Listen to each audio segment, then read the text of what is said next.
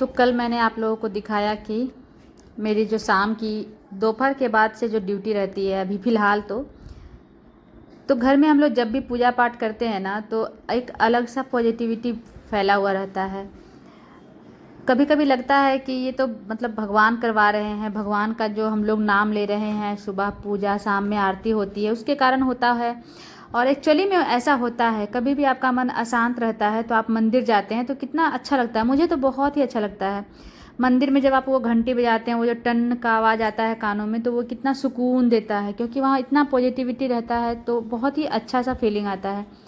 तो वैसा ही फीलिंग अभी घर पे मेरे लगता है जब मैं मंदिर में बैठती हूँ, मंदिर का कुछ काम कर रही होती हूँ। तो बाकी दिन भर तो अपने घर का सारा काम करते रहती हूँ, बीच बीच में मंदिर जा जा करके देखते रहती हूँ। मतलब दिन भर में पता नहीं कितने राउंड मैं मंदिर का चक्कर लगा लेती हूँ अपना। तो दिया देखने के लिए भी और सब चीज़ मतलब सब चीज़ ठीक है, सब चीज़ सही है, वो सब देखने के लिए भी। तो ऐसा मुझे लगता है ना कि जैसे ही आप कोई पूजा पाठ करते हैं ना तो हिंदू धर्म में ऐसा देख मतलब ऐसा है कि आपको सब चीज़ नीट एंड क्लीन करके रखना होता है। सब चीज़ आपको धोया हुआ पोछा हुआ साफ़ सुथरा अमनिया रखना होता है। और आप वो सब काम करते हैं ना, जैसे सब चीज़ आप धोते हैं पोंछते हैं, तो ऐसे भी आप दिवाली की जब सफाई करते हो नॉर्मली भी आप एक बार जब मंथ में हम लोग डीप क्लीनिंग करते हैं घर की, तो कैसा फील होता है ना, क्योंकि अंदर से वो फीलिंग आती है कि घर सांस ले रहा है, सब चीज़ सारा सामान अपने अपने जगह पर अरेंज किया हुआ है। तो वो जो खुशी होती है ना वही पॉजिटिविटी है। तो ऐसा अभी मंदिर जैसे अभी मैं पूजा कर रही हूँ घर पर, तो उसके कारण भी अभी सुबह सुबह ही हम लोग उठते हैं, सारा काम करते हैं। और आपका काम जब सिमट जाता है जल्दी जल्दी तो आपके पास अब टाइम होता है अपने लिए, घर के लिए। और मतलब जब टाइम बचता है और आपका काम सही टाइम पर हो रहा है तो वही आपको पॉजिटिव फील करवाता है, ऐसा मुझे लगता है। क्योंकि अभी मेरे घर का जो इन्वायरमेंट है ना वो एकदम डिफरेंट है। सुबह मुझे अर्ली मतलब रात में बहुत कम नींद आती है, सुबह मैं जल्दी उठ जाती हूँ बिना आलस किए। नहीं तो मैं अर्ली मॉर्निंग पर्सन हूँ ही नहीं। लेकिन अभी मैं एकदम सुबह सुबह उठ करके बच्चों को स्कूल भेजने के बाद मैं एकदम तुरंत तुरंत सारा काम निपटाती हूँ, क्योंकि मुझे पता है कि पूजा में टाइम लगेगा, 1.5-2 घंटा लग ही जाता है। तो अभी बहुत ही एक अच्छा सा फीलिंग लगता है दिन में घर में मुझे। हेलो एवरीवन, कैसे हैं आप सभी लोग। आप सभी को जय माता दी। आज तीसरी पूजा संपन्न हो गई मेरी और अभी टाइम बज रहा है सुबह का 10:30। तो मेरी तो पूजा संपन्न हो गई और मेरा तो आज हालत ख़राब हो गया पूजा करते करते। कल मैं सेट्रिजिन खाना भूल गई थी रात में और अभी 2-2 टाइम स्नान कर रही हूँ और खाना भी एक टाइम खा रही हूँ ना, तो और ऊपर से फल, तो थोड़ा मेरा जो एलर्जी है ना वो ज़्यादा एक्टिव हो जाता है। तो पूजा करते करते मुझे इतनी छींकें आने लगी ना, बट फिर भी मैंने अपना जो अध्याय है, आज मैंने सोचा था कि 2 अध्याय पढ़ूँगी लेकिन मैंने एक ही पढ़ा क्योंकि नहीं पढ़ पाई मैं उससे ज़्यादा आज के लिए। बट सबसे पहले तो अभी मैं पानी पीऊँगी क्योंकि सुबह से मैंने पानी नहीं पिए हैं अभी और हालत ख़राब रहती है थोड़ी सी सुबह में ज़्यादा। एक तो काम भी रहता है और बहुत सारी पूजा करते करते भी लगभग 1.5-2 घंटा हो ही जाता है सारा चीज़ पढ़ते और संपन्न करते। तो फिलहाल तो मैं पानी पीऊँगी।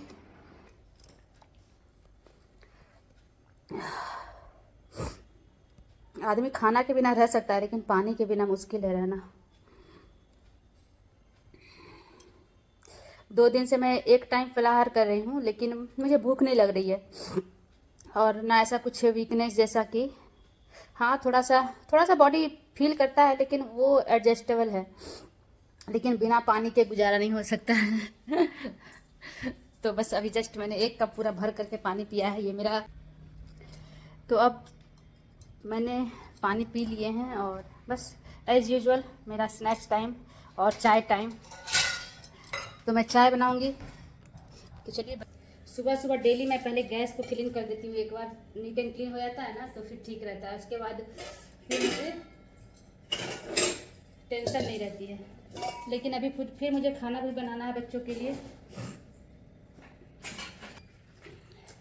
तो सुबह दूध वाले भैया आए थे तो मैंने दूध लिया है क्योंकि आज मुझे साबूदाना का कस्टर्ड बनाना है। तो मैंने तो साबूदाना सोक करके रख दिया है थोड़ा सा।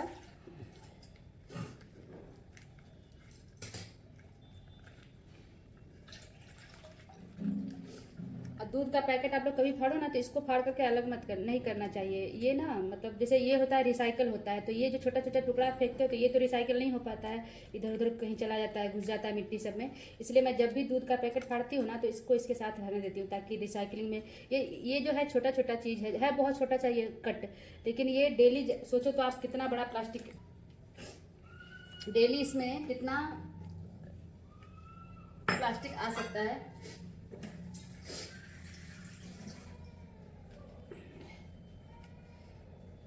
और यहाँ पर इतना धूप है ना, इतना धूप है, बारिश तो एकदम ख़त्म ही हो गया है अहमदाबाद से। बाहर से सनलाइट आ रहा है ये दूध के बर्तन के कारण मेरे फेस पर।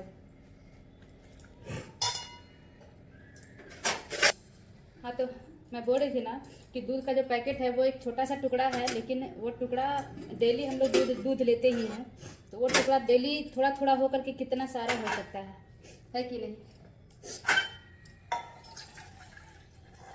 इतना ज़्यादा धूप आ रहा है ना बाहर से कि आँखें, गैस के कारण आँखें एकदम ये हो जा रही है। आप देख सकते हैं कि एकदम ये खिला खिला धूप है बाहर। अभी जस्ट मैंने कपड़े डाले हैं, क्योंकि कपड़े मैंने सुबह ही मशीन में डाल दिए थे तो धुल चुके थे, तो मैंने इसको बाहर धूप में डाल दिया ताकि सूख जाए जल्दी।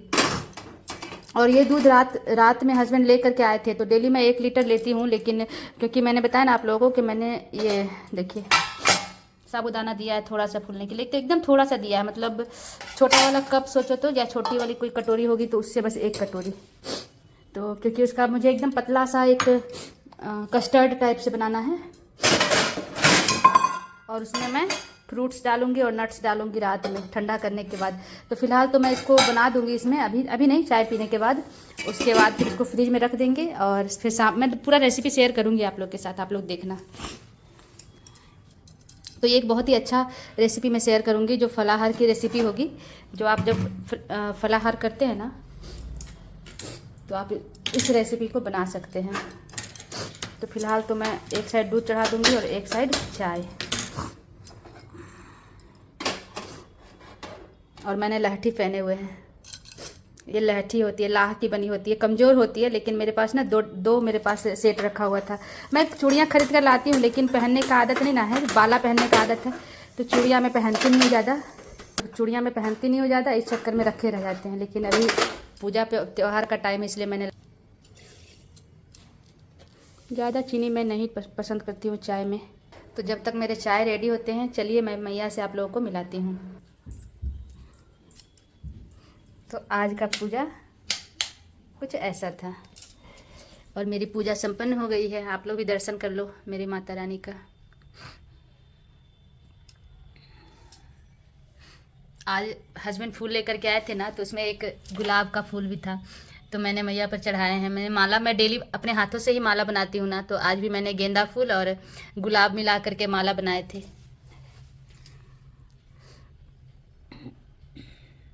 और इधर ये मेरा अखंड दीप जो है जल रहा है। रात में मुझे 3 या 4 बार चेक करना पड़ता है, अपने आप नींद खुल जाती है मेरी, डर से कि कहीं बुझ ना जाए कुछ, मतलब सब ठीक है ना, तो जल्दी से मतलब उठ करके सीधे मैं उठ करके यही आती हूँ। आप लोग के साथ भी होता है क्या कि जब आप अखंड दीप जलाओ और रात में अपने आप नींद इस तरह से खुलता है ना, जैसे लगता है कुछ हो गया, कुछ गलती हो गया, तो मैं दौड़ करके पहले मंदिर जाती हूँ देखने के लिए कि सब ठीक है ना तो फिर आकर के देखती हूँ जल रहा है दीप अच्छे से शांति से, तो फिर मैं आकर के फिर सोती हूँ। फिर 1-1.5 घंटा बाद फिर से मेरी नींद इसी तरह से खुल जाती है। पता नहीं, मैंने कभी अखंड दीप कभी पहले नहीं जलाया है ना, तो मुझे थोड़ा सा वो एक होता है ना झिझक और एक डर जैसा बना हुआ है कि बुझना नहीं चाहिए। बट ऐसा नहीं है कि आपके मन में, मेरा तो यही मानना होता है कि आपके मन में श्रद्धा ज़्यादा होनी चाहिए। सुबह का बर्तन डेली हस्बैंड ही धो करके जाते हैं। तो 2 दिन से तो झाड़ू पोछा भी लगा दे रहे हैं सुबह का।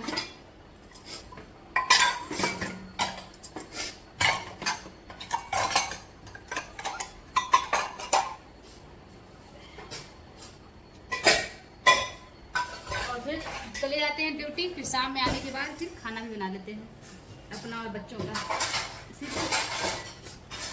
सिर्फ आफ्टरनून में मुझे बनाना पड़ता है, मैं खा पी लूँगी, उसके बाद फिर बच्चों के लिए खाना बनाऊँगी। तो चलिए बनाते हैं जो मैंने आप लोगों को बताई थी साबूदाना के कस्टर्ड की रेसिपी। तो यहाँ पर लगभग आधा लीटर से थोड़ा सा ज़्यादा दूध मैंने लिया है, नॉर्मल दूध जो उबले हुए होते हैं वही। और उसमें जो मैंने साबूदाना सोख करके रखे थे ना, तो थोड़ा पानी था, तो उसके साथ ही मैंने इसमें डाल दिया, क्योंकि ये अभी उबलेंगे और साबूदाना सॉफ्ट होगा तो दूध भी थोड़ा सा ये कढ़ जाएगा।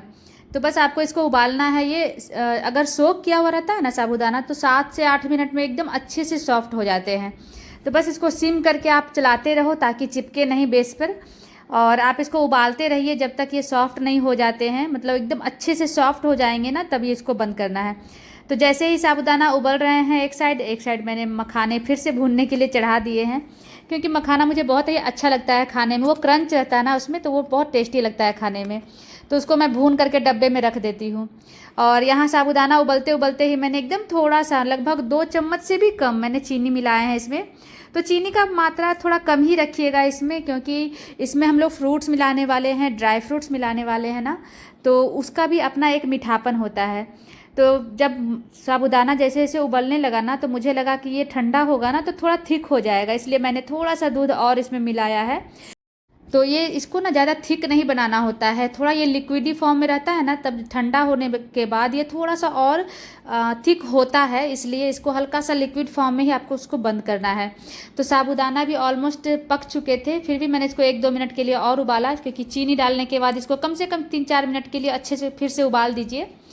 तो बस ये ऑलमोस्ट डन हो चुका है, इसको मैं ढक करके रख दूंगी। जब ये नॉर्मल हो गया था ना, तो इसको मैंने फ्रीज में रख दिया था, और अभी मैंने शाम में निकाले हैं, मतलब मैंने आरती कर लिया है और अब मैं खाने वाली थी, तो मैंने इसको फ्रीज से निकाला। और आप देख सकते हैं कि यहाँ मैंने 2 केला कट किया है, 1 सेब कट किया है, थोड़े से ड्राई फ्रूट्स जिसमें मैंने कैश्यू और किशमिश लिया था, और अनार का दाना, सबको मैंने इसमें मिला दिया है। और एकदम ठंडा ठंडा था ना, तो इतना टेस्टी लगा था ना खाने में।